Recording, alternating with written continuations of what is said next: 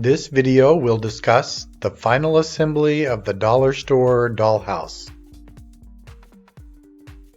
One of the last details to construct was the front doorstep.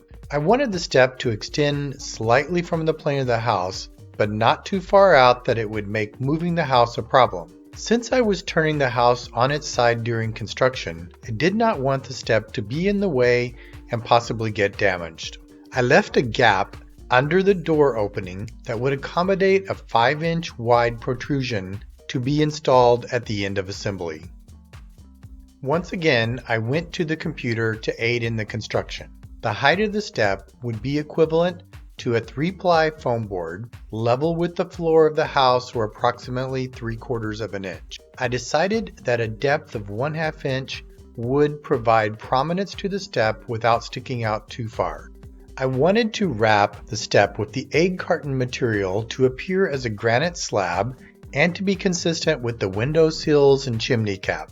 A portion of the step would have to extend into the front entry recess up to the front door. I designed a pattern that would wrap around the foam step foundation and extend into the recess. I used the relatively flat areas of the egg carton to cut out the pattern. The back side was creased using the X-Acto knife and straight edge to allow the material to fold more easily around the corners. The egg carton material was then glued to the foam. The portion that would eventually cover the floor of the door recess was left extended. Matte Mod Podge was used to seal the egg carton material, and the steps were set aside for installation until later. In a different video, I discussed the construction of the windows. The interior support structure is removed from the house and the house is laid down to one side. The windows were built to be wider than the window openings. Glue is applied to the surface of the raised frame on the inside of the house, and the window is placed squarely over the opening. I positioned pieces of foam board over the windows and laid small objects to keep the windows snug to the opening as the glue dried.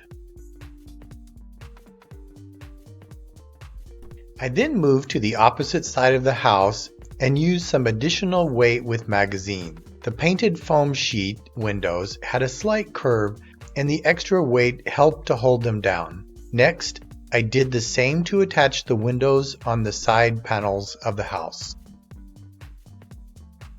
The addition of the windows really helped to refine the appearance of the house. There were a total of 26 case windows on the entire house.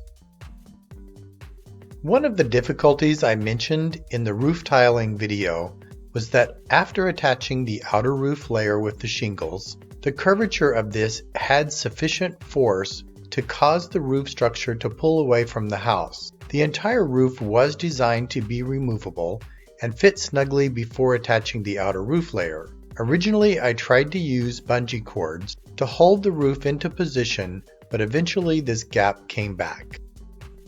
I was successful at taking some of the warp out of the individual internal structural panels. I found that placing the blow dryer on low heat would cause the panel to produce a concave bend at the heat source. So if the panel bowed outward toward me, I would place the heat on the convex portion to get this to bend back in the opposite direction until this appeared flat.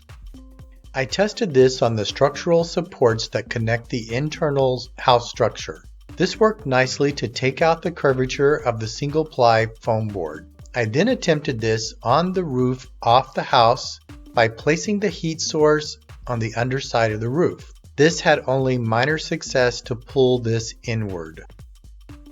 I then thought, perhaps because of the additional material of the outer roof shell and the shingles, the mass was not getting sufficiently warm enough to reshape the foam board. I decided to place the roof back onto the house and secured its position with bungee cords. I straddled the house between two chairs and placed the blow dryer into the opening at the bottom of the house. With the blow dryer on a low heat, I aimed this upwards toward the roof and continued this effort for several minutes. This definitely built up heat on the inside of the house that I could feel on the top surface of the roof. After this cooled down, I removed the bungees and this appeared to hold its tight shape to the body of the house. However, after a period of time, I could see that the roof began pulling away again. I then attached the front door steps that I assembled previously. Next, the front doors were attached.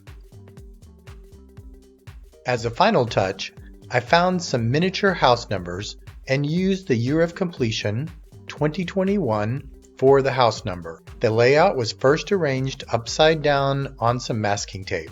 I could not locate my super glue and settled on some tacky glue to bond this against a flat surface of the stone facade. Finito. Thanks for watching.